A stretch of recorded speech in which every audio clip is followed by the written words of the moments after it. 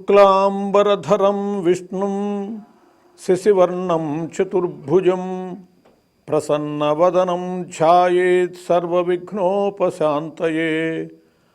ఆపదామపహర్తారం దాతారం సర్వసంపదాం లోకాభిరామం శ్రీరామం భూయో భూయో నమామ్యహం. బుద్ధిర్బలం యశోధైర్యం నిర్భయత్వమరోగత అజాడ్యం వాక్పటుత్వంచ హనుమత్స్మరణాత్ భవేత్. భక్తి ప్రేక్షకులకు స్వాగతం. హనుమంతుని ఆదర్శతత్వాన్ని గురించి మనం ఆలోచించినప్పుడు మహర్షులు మన ఇతిహాసాల్లో ఉన్నటువంటి పాత్రల్ని ఒక్కొక్క పాత్ర యందు ఒక్కొక్క ప్రత్యేక లక్షణాన్ని సమాజం ముందు ఉంచారు, సమాజ శ్రేయస్సు కోసమని ఆదర్శంగా. అటువంటిది అనేక సద్గుణాలతో అనేక విషయములందు ఆదర్శంగా ఉన్నటువంటి వాడు హనుమంతుడు. అటువంటి హనుమంతుని యొక్క ఆదర్శ తత్వాన్ని మనం పరిశీలించినప్పుడు ఏలియస్ వర్మని రామాయణం మీద ఆంగ్లంలో అద్భుతమైనటువంటి పరిశోధన చేసి గ్రంథం రచించినటువంటి ఆయన అంటారు, ఏమత్సా లేనటువంటి పాత్ర హనుమంతుని పాత్ర అని చెప్పి. హనుమంతుడు గ్లోబల్ గాడ్ హనుమాన్ అని చెప్పి ప్రపంచవ్యాప్త దైవముగా స్వీకరింపబడుతూ ఉన్నాడు. ముఖ్యంగా ఈ మిలీనియం దైవము హనుమంతుడు అని చెప్పారు. ఎందువల్లంటే 2000 సంవత్సరం మొట్టమొదటి రోజున హనుమంతుడు పుట్టినటువంటి బహుళ దశమి, హనుమంతుడు పుట్టినటువంటి శనివారము, హనుమంతునికి సంబంధించినటువంటి నక్షత్రము స్వాతి నక్షత్రము, ఇవన్నీ కలిసి వచ్చాయి. అందువల్ల ఈ మిలీనియం గాడ్ హనుమాన్ అని కూడా అన్నారు. ఆయన సకల మతాలకి కూడా ఆదర్శంగా స్వీకరింపబడుతూ ఉన్నాడు, దైవంగా స్వీకరింపబడుతూ ఉన్నాడు. ఎందుకంటే ఒక పరిమిత వ్యక్తిత్వం కాదు ఆంజనేయ స్వామిది. అటువంటి హనుమంతుని యొక్క ఆదర్శాన్ని చూసినప్పుడు గుణా పూజాస్థానం నచ లింగం నచ వయః అన్నారు. పూజింపబడేటటువంటి స్థానము ఏది అంటే గుణము. ఒక వ్యక్తిని పూజిస్తున్నారు అంటే ఆయన యొక్క వయస్సుని కానీ డబ్బుని కానీ ఇంకో దాన్ని బట్టి కాదు. నిజంగా పూజ అంటే గుణములను పూజించటమే పూజ అన్నారు. అలా చూచినప్పుడు బ్రహ్మదేవుడు చెబుతాడు, ఆంజనేయ పూజితశ్చేత్ పూజిత సర్వదేవతా అన్నాడు. అంతేకాదు ప్రతి గ్రామ నివాసశ్చ భూయా ద్రక్షో నివారణే అని చెప్పి కూడా చెప్పాడు. ఒక్క ఆంజనేయ స్వామి పూజ చేస్తే సకల దేవతల్ని పూజించినట్లే అని, భూతప్రేత పిశాచాది బాధల నుండి రక్షణ కోసమని ప్రతి గ్రామంలో హనుమంతునికి నివాసం ఏర్పడుతుందని బ్రహ్మదేవుడు చెప్పాడు. బ్రహ్మవాక్కు తప్పించగలిగింది కాదు కదా.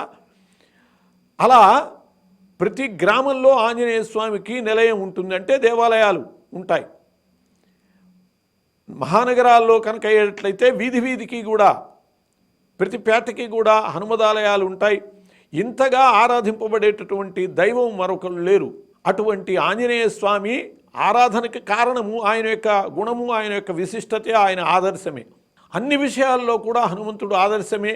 శక్తికి, ఉక్తికి, భక్తికి, రక్తికి, యుక్తికి, ముక్తికి అన్నిటికీ ఆదర్శమే హనుమంతుడు. ప్రతి విషయంలో కూడా చాలా ప్రత్యేకమైనటువంటి రీతిగా హనుమంతుని యొక్క తత్వం కనపడుతుంది. ఏమిటంటే ఆ ప్రత్యేకత, పరస్పర భిన్న శక్తులు హనుమంతుని విషయానికి వచ్చేటప్పటికి ఏకీకృతమై ఉంటాయి, పరిపూర్ణమై ఉంటాయి. బాహుశక్తి బుద్ధిశక్తి రెండూ ఉన్నాయి. బాహుశక్తి బాగా ఉన్నటువంటి చోట బుద్ధిశక్తి తక్కువగా ఉంటుంది, బుద్ధిశక్తి తక్కువగా ఉన్నటువంటి చోట బాహుశక్తి తక్కువగా ఉంటుంది. కానీ హనుమంతునిలో బాహుశక్తిని మించిన బుద్ధిశక్తి, బుద్ధిశక్తిని మించిన బాహుశక్తి ఉన్నాయి.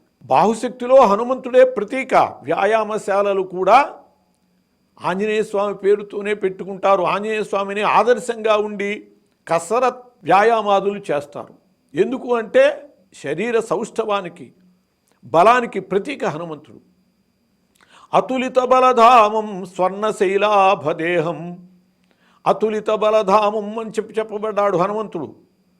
తుల అంటే త్రాసు, తూచేటటువంటిది. అతులిత బలధాముడు అంటే ఆయన ఇంత బలం గలవాడు అని చెప్పి తోచటానికి అసలు పోలిక లేదు. సంస్కృతంలో అనన్వయాలంకారము అని ఉన్నది. రామరావణ యుద్ధమునకు రామరావణ యుద్ధమే సాటి, ఇంకా దానికి పోలిక ఇంకోటంటూ లేదు. అట్లా ఈయన బలం కూడా ఇంత బలం గలవాడు అని చెప్పడానికి ఇంకోళ్ళ పోలిక లేదు అసలు. భీముడు బలవంతుడు అని చెప్పుకుంటూ ఉంటాం, కానీ అటువంటి భీముడు కూడా ఒక దశలో ఆంజనేయ స్వామి తోకని కాదు కదా, తోక వెంట్రుక కూడా కదలించలేకపోతాడు. చివరికి ఆయనని శరణు వేడి హనుమద్ అనుగ్రహం వల్ల తన కార్యాన్ని నెరవేర్చుకుంటాడు భీముడంతటి వాడు. రావణాసురుడు రాముని చేతిలో మరణింపవలసి ఉన్నది కాబట్టి రాముని కోసమని వదిలేశాడు. కానీ రావణాసురుడు కూడా హనుమంతునికి లెక్క కాదు. రామరావణ సంగ్రామంలో ఒక దశలో రావణునకు హనుమంతునకు పరస్పరము యుద్ధం జరుగుతుంది. ఆ సమయంలో హనుమంతుడు ఒక్క గుద్దితే రావణాసురుడు గింగిరాలు తిరిగి పడిపోతే సారథి అమాంతం రథాన్ని తోలుకుని వెళ్ళిపోతాడు, రావణాసురుడిని రక్షించుకుంటాడు తీసుకువెళ్ళి, లేకపోతే ఏమైపోతాడో అని చెప్పి. అటువంటి బలం కలిగినటువంటి వాడు శ్రీరామచంద్రుడంతటి వాడికి హనుమంతుని బలాన్ని గురించి కొద్దిగా ప్రశ్న వచ్చిందిట. అగస్త్య మహామునిని అడుగుతాడు, ఓ మహాముని, వాలి మహాబలవంతుడు రావణాసురుణ్ణి చంకలో ఇరికించుకుని సప్త సముద్రాలు తిరిగి వచ్చాడు. అంత బలవంతుడు రావణాసురుడు కాదు కదా, రావణాసురుణ్ణి చాలా మించిన బలవంతుడు వాలి. మరి వాలి ఎక్కువ బలవంతుడా, హనుమంతుడు ఎక్కువ బలవంతుడా? హనుమంతుడు బలవంతుడైతే తన రాజైనటువంటి సుగ్రీవుని కోసమని ఎక్కడా కూడా వాలి జోలికి వెళ్ళలేదు. అందువల్ల హనుమంతుడు వాలి కంటే బలహీనుడా అని ప్రశ్నించాడు శ్రీరామచంద్రుడు. అప్పుడు అగస్త్య మహర్షి చెబుతాడు, శ్రీరామచంద్ర, హనుమంతుణ్ణి మించినటువంటి బలవంతులు లేరు. వాలి కూడా హనుమంతునకు చాలడు. కాకపోతే ఆయన శక్తి ఆయనకి తెలియదు. అంతేకాదు తల్లి అయినటువంటి అంజన సుగ్రీవుడి దగ్గరికి హనుమంతుణ్ణి పంపిస్తూ, నాయన, సుగ్రీవునితో పాటు నాకు మరొక సోదరుడున్నాడు వాలి అని, ఏ పరిస్థితిలో కూడా సుగ్రీవుని కారణంగా వాళ్ళిద్దరూ వివాదపడుతున్నారు కాబట్టి సుగ్రీవుని కారణంగా నా సోదరుడైనటువంటి వాలి జోలికి వెళ్ళొద్దు అని అన్నది. ఎందువల్లంటే అంజనకి తెలుసు హనుమంతుడు వాలి జోలికి వెళ్ళాడంటే వారిని కూడా సంహరింపగలడు. తన సోదరుణ్ణి తన కుమారుడే సంహరించడం ఇష్టం లేక వాలి జోలికి వెళ్ళొద్దు అని అన్నది తప్పితే వాలి కూడా హనుమంతునికి చాలడు అని చెప్పి అగస్త్య మహర్షి చెబుతాడు. అలా యుద్ధ సమయంలో కూడా ఒకప్పుడు శక్త్యాయుధాన్ని ప్రయోగం చేస్తే మొత్తం వానరులు నేలకూలారు. శ్రీరామాదులు ఎవ్వరూ కూడా స్పృహలో లేరు. విభీషణుడు చాలా ఆందోళన పడ్డాడు. ఆ రాత్రిపూట కాగడా తీసుకుని వెతకటం మొదలుపెట్టాడు, మన వాళ్ళల్లో ఒకడన్నా బ్రతికిన వాడు ఉన్నాడా అని. ఒకవైపు నుంచి మూలుగు వినపడ్డది. ఎవరా అని చూస్తే జాంబవంతుడు. తాతా జాంబవంత అని అడిగాడు. పలకరించేటప్పటికల్లా వెంటనే జాంబవంతుడు అన్నాడు, విభీషణ, హనుమంతుడు బ్రతుకున్నాడా అని అడిగాడు. హనుమంతుడు విభీషణుడి పక్కనే ఉన్నాడు. కానీ జాంబవంతుడు కళ్ళు కూడా తెరవలేని పరిస్థితిలో ఉన్నాడు ఆ శక్త్యాయుధపు దెబ్బకి. హనుమంతుడు బ్రతికి ఉన్నాడా అనేటప్పటికీ విభీషణుడు అడిగాడు, తాత, మన ప్రభు శ్రీరామచంద్రుడు బ్రతుకున్నాడా అని అడగవు, వానరరాజు సుగ్రీవుడు బ్రతుకున్నాడా అని అడగవు, యువరాజుని అడగవు, హనుమంతుడిని అడుగుతావేమి అంటే అప్పుడు జాంబవంతుడు చెప్తాడు, హనుమంతుడు జీవించిన మనమెల్లను మ్రందియున్న బ్రతికిన ఎట్లే, హనుమంతుడు లేకుండిన మనమెల్లను బ్రతికియున్న మ్రందిన ఎట్లే.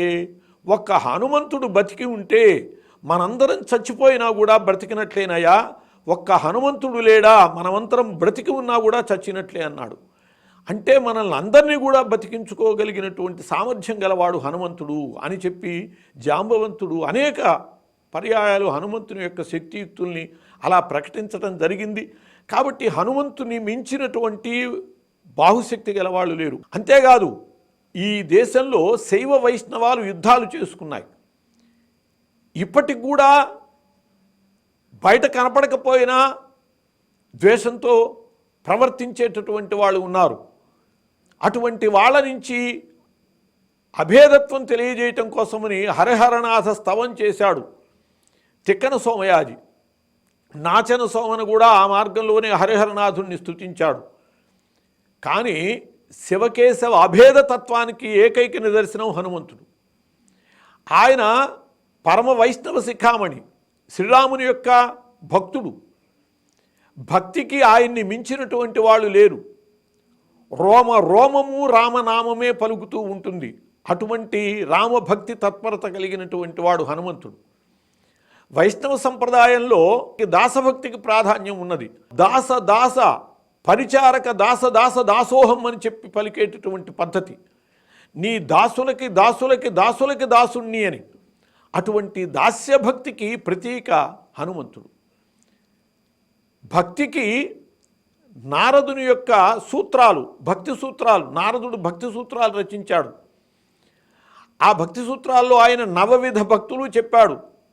ఆ 9 విధ భక్తులలో శ్రవణం, కీర్తనం, విష్ణు స్మరణం, పాదసేవనం, అర్చనం, వందనం, దాస్యం, సఖ్యం చ ఆత్మనివేదనం అని చెప్పి 9 భక్తులలో 9 విధాల భక్తులలో దాస్య భక్తికి ప్రతీక హనుమంతుడే చెప్పబడ్డాడు. అంటే వైష్ణవ సంప్రదాయంలో అంత ముఖ్యమైనటువంటి దాసభక్తి హనుమంతుడిది, పరమ వైష్ణవ శిఖామణి. కానీ ఆయన ఈశ్వరాంశ సంభూతుడు, పరమ రుద్రావతారం. శంకర సువన కేసరి నందన తేజ ప్రతాప మహాజగవందన. చాలీసాలో తులసీదాస్ అంటాడు శంకర సువనుడు ఆయన. ఆయన యొక్క పరిపూర్ణావతారం పంచముఖాంజనేయ స్వామి. ఆ పంచముఖాంజనేయ స్వామి యొక్క ప్రతి ముఖానికి 3 నేత్రాలు ఉంటాయి, పంచముఖ పరమేశ్వరుల్లాగా. త్రిపంచనయనం, త్రిపంచ 3 × 5 15 నేత్రాలు ఉంటాయి ఆయనకి. అంటే ఈశ్వరతత్వం. పరమ వైష్ణవ శిఖామణి రామభక్తుడు. ఆయన ఊర్ధ్వపుండ్రాలు ధరించి ఉంటాడు. ఈశ్వరాంశ సంభూతుడు, పూర్ణ రుద్రావతారం. అలా శివకేశవ అభేదతత్వంగా హనుమంతుడు కనపడతాడు. సకల దేవతాత్మకుడు అవటమే కాదు, బ్రహ్మ విష్ణు మహేశ్వర తత్వం ఆయనలోనే ఉన్నది. ఆయన భవిష్యత్ బ్రహ్మ. మనం హనుమంతుని నామాల్లో చెప్పుకుంటాం భవిష్యత్ బ్రహ్మణే నమః అని చెప్పి. అలాగే కింపురుషాణాంతో హనుమాన్ అని భాగవతంలో విష్ణువు చెప్పుకుంటాడు. కింపురుషుల్లో హనుమంతుణ్ణి నేనే అని. విష్ణు స్వరూపుడు ఆయన, పరమరుద్రావతారం. అటువంటి ఆయన అద్భుతమైనటువంటి ఆదర్శంగా మనకు ఆయన జీవితాన్ని చూపించాడు. ఆయన పుట్టినది జంతు పుట్టుక, వానరుడుగా పుట్టాడు. ఆయన ప్రవర్తనంతా కూడా మనుష్యులతోనే, శ్రీరామచంద్ర ప్రభువుతో నరశ్రేష్ఠుడైనటువంటి మర్త్యావతారస్త్విహ మర్త్యశిక్షణం అని చెప్పి నరులకి మానవుడు ఎలా బ్రతకాలో చెప్పడానికే అవతరించిన శ్రీరాముడితోనే ఆయన జీవనం. సాక్షాత్తు దైవము హనుమంతుడు, రామాయణ దైవతం హనుమంతుడే.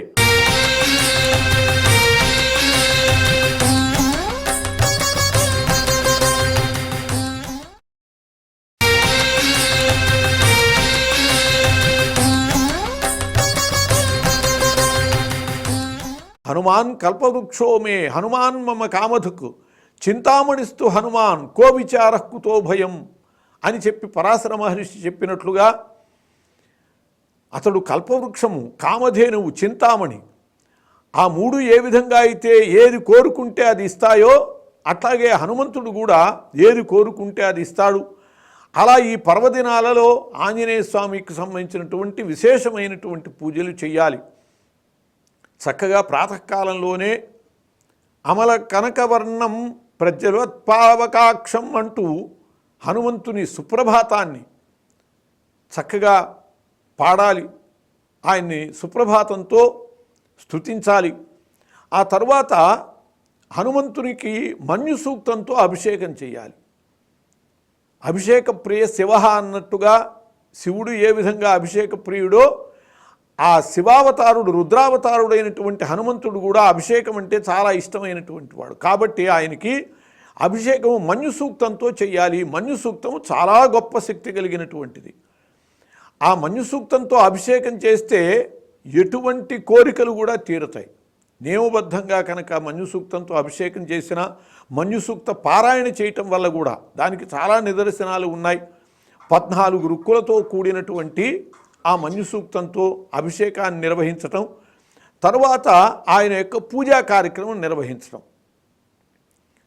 ఆంజనేయ స్వామికి ఇష్టమైనటువంటి ద్రవ్యాలలో, పూజా ద్రవ్యాలలో పత్రిలో నాగవల్లి దళాలు ఇష్టమైనటువంటివి. అంటే తమలపాకుల పూజ, ఆంజనేయ స్వామికి తమలపాకుల పూజ చేయాలి. ఆ తమలపాకుల పూజ చేసేటప్పుడు మొదళ్ళు అంటే తొడిమ స్వామి పాదాల దగ్గర పెట్టకూడదు, కొసలు పెట్టాలి. ఏదైనా సమర్పణ కొసతో సమర్పించాలి.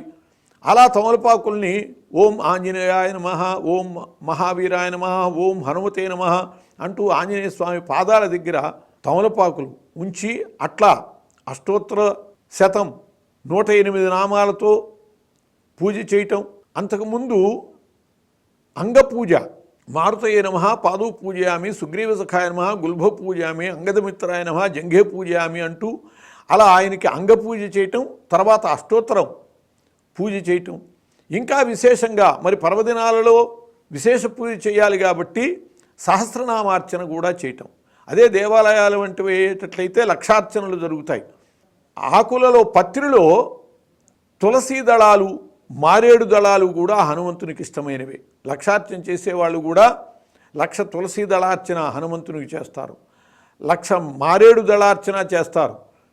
తులసి విష్ణు ప్రీతికరం, మారేడు శివ ప్రీతికరం. ఆంజనేయ స్వామి ఇద్దరికీ సంబంధించినటువంటి వాడు, పరమ వైష్ణవ శిఖామణి, ఈశ్వరాంశ సంభూతుడు కాబట్టి అటు మారేడు దళము ఆయనకి ఇష్టమే, తులసీ దళము ఇష్టమే. ప్రత్యేకంగా నాగవల్లి దళం, తమలపాకులు ఇష్టమే. ఇట్లా పత్రిలో ఈ 3 రకాల పత్రులతోనూ ఆయనకి పూజ చేయొచ్చు. సహస్రనామార్చన చేసి ఆయన్ని సంతృప్తిపరచచ్చు. అలాగే పూజా ద్రవ్యాలలో ఆయనకి ఇష్టమైనటువంటి వాటిల్లో సింధూరార్చన. సింధూరం ఒంటి నిండా పూయటం వల్ల ఆయన ఆనందిస్తాడు. మంగళవారం నాడు ఒంటి నిండా పూస్తే ఆయన పరమానంద భరితుడవుతాడు. నామాలు చెబుతూనే అలా ఒంటి నిండా సింధూరం పూస్తే ఆయన పూజ కూడా మనం చేసినట్లే. అలా కాక సింధూరాన్ని సమర్పిస్తూ మనం ఏ విధంగా అయితే అమ్మవారికి కుంకుమ పూజ చేస్తామో, కుంకుమతో పూజ చేస్తామో, అలా సింధూరంతో అష్టోత్తర శతము, సహస్రనామార్చన, విశేషార్చనలో లక్షార్చన కూడా ఆ సింధూరంతో చేయొచ్చు. అక్కడ నామాలు ప్రధానం, ద్రవ్యము కాదు. అలాగే కదళీ ఫలార్చన కూడా ఆంజనేయ స్వామికి ఇష్టం. అరటి పళ్ళతో పూజ చేయటం. ఒక్కొక్క నామం చెబుతూ అరటిపండు ఆయన పాదాల దగ్గర పెట్టడం. అరటిపండు కూడా తొడిమి పెట్టకూడదు, చివర కొస ఆయన పాదాల దగ్గరికి వచ్చేటట్టుగా అరటిపళ్ళు సమర్పించాలి. అలా కదళీ ఫలార్చన చేస్తే చాలా సంతోషిస్తాడు. ఈ చేసే అర్చనే, ఆరాధనే కదళీ వనంలో కనుక చేస్తే, అంటే అరటి తోటలో ఉన్న ఆంజనేయ స్వామికి చేస్తే అది సహస్ర గుణిత ఫలితం ఇస్తుంది అని చెప్పబడ్డది. ఒక మాటు హనుమాన్ చాలీసా పారాయణ చేస్తే అరటి తోటలో ఉన్న ఆంజనేయ స్వామి దగ్గర 1000 సార్లు పారాయణ చేసినంత విశేషం అది. ఒక్కసారి ప్రదక్షిణం చేస్తే 1000 సార్లు ప్రదక్షిణం చేసినంతటి ఫలితం. అందువల్ల ఆంజనేయ స్వామి దేవాలయాలు ఉన్నటువంటి వాళ్ళు ముఖ్యంగా చుట్టూతా అరటి తోటను వేయటం, అరటి తోటలో ఆంజనేయ స్వామి ఆలయం ఉండేటట్లు చేసేటట్లయితే నిత్య పూజ కూడా చాలా సహస్రగుణితంగా చేసినటువంటి ఫలితం ఇస్తుంది. అలా కదలికి సంబంధించిన సమస్తము ఆంజనేయ స్వామికి ఇష్టమే. లేదు గృహస్థులైనటువంటి వాళ్ళు, హనుమద్భక్తులైనటువంటి వాళ్ళు వాళ్ళ ప్రాంగణంలోనే 4 అరటి చెట్లు వేసుకుని మధ్యలో ఒక పీఠాన్ని ఏర్పాటు చేసుకుని అక్కడ కూర్చుని స్వామి పూజ చేయటం, అక్కడ కూర్చుని పారాయణలు చేయటం, అక్కడ స్వామిని ఉంచి ప్రదక్షిణాలు చేయటం, ఇలాంటి కలాపాలన్నీ కూడా ఆ అరటి తోటలో చేసినటువంటి ఫలితాన్ని మనం పొందొచ్చు. అలా అరటి చెట్లు వేసుకుని మధ్యలో కనుక స్వామిని పూజించేటట్లయితే ఆ విధంగా కదలి ఫలార్చన కూడా ఆంజనేయ స్వామికి ఇష్టమైనటువంటిదే. పుష్పాలలో మందార పారిజాతాది పుష్పాంజలి మిమ ప్రభో అని చెప్పి స్వామికి చెప్పుకుంటాం. ఆయనకి మందార పుష్పములు ఇష్టం, పారిజాత పుష్పములు ఇష్టం. అలాగే సుగంధభరితములైనటువంటి మల్లెలు, మొల్లలు, సన్నజాజులు, ఇటువంటి పుష్పాలన్నీ కూడా ఆంజనేయ స్వామికి ఇష్టమైనటువంటివే. ఏ పూలతో అయినా సరే సహస్రనామార్చనలు, ఎక్కువగా లక్షార్చనలు చేసేటటువంటి వాళ్ళు మల్లికా కుసుమాలతో చేస్తూ ఉంటారు. దేవాలయాల్లో లక్షార్చన నిర్వహిస్తూ ఉంటారు. అట్లా ఆయన జయంతి సమయంలో వేసవి కాలంలో మల్లెపూలు విశేషంగా వస్తాయి కాబట్టి అటువంటి మల్లెపూలతో అర్చన చేయటం చాలా శ్రేష్టమైనటువంటి విధానం. అలా ఆయనకి ఇష్టమైనటువంటి పూలు పూజకి వినియోగించటం. అలాగే నివేదనలు, ఆయనకి ఇష్టమైనటువంటి పదార్థాలు నివేదిస్తే ఆయన చాలా సంతోషిస్తాడు. కదళీ ఫలం ఆయనకి ఇష్టం, అరటిపళ్ళు నివేదించటం ఆయనకి చాలా ఇష్టం. అందువల్ల అరటిపళ్ళు పెట్టడం, అరటిపళ్ళలో కూడా ఆయనకి పంచసంఖ్య ఇష్టం.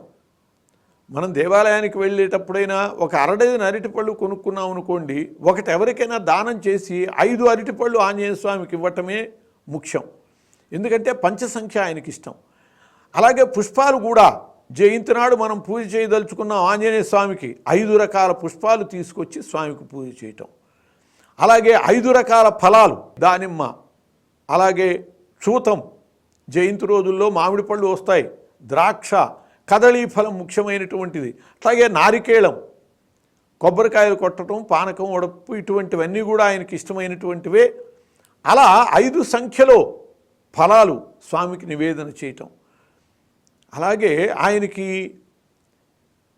వంటకాలలో అంటే భక్ష్యాలలో అపూపాలు చాలా ఇష్టం.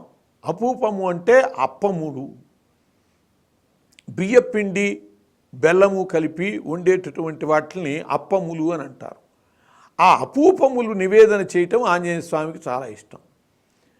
హనుమద్ వ్రతంలో కూడా అపూప దానం ఉంటుంది. ఆంజనేయ స్వామి ప్రీతికరమైనటువంటి అప్పాలని దానం చేయటం, అలాగే అపూపాలని నివేదన చేయటం, వాటినే ప్రసాదంగా భక్తులందరికీ అందివ్వటం ఇటువంటిది. అలాగే వడమాల వేయటం, ఆంజనేయ స్వామికి వడమాల వేస్తారు. వడలు మాలగా చేసి అది ధరింపజేయటం కూడా ఆంజనేయ స్వామికి ఇష్టమైనటువంటి పద్ధతే. ఇలా ఆంజనేయ స్వామికి ఇష్టమైనటువంటి విధానాలతో ఆయన్ని ఆరాధించేటట్టయితే, ఇష్టమైనటువంటి రోజులలో ఆయన్ని ఆరాధించేటట్లయితే ఆయన అనుగ్రహాన్ని మనం పొందగలుగుతాము. ఆ 3 పర్వదినాలు, చైత్ర పౌర్ణమితో పాటు 4 పర్వదినాలే కాదు, ప్రతి మాసంలో కూడా హనుమంతునికి ఇష్టమైనటువంటి రోజులు ఉన్నాయి. ఆ రోజులలో కూడా పూజ చేస్తే ఆయన చాలా సంతృప్తి పడతాడు. చైత్రమాసంలో పుష్యమి నక్షత్రం ఆంజనేయ స్వామికి ఇష్టమైనటువంటిది. పుష్యమి నక్షత్రం వచ్చే రోజున చైత్రమాసంలో ఆయన్ని పూజించేటట్లయితే ఆయన అనుగ్రహిస్తాడు. మైందుడు అని చెప్పి ఒక భక్తుడున్నాడు, సుందరీ నగరంలో ఉండేవాడు. ఆ మైందుడు ప్రతి చైత్ర పుష్యమి నాడు స్వామిని పూజిస్తూ చైత్ర పుష్యమి నాడు ఆయన యొక్క అనుగ్రహాన్ని పొందాడు.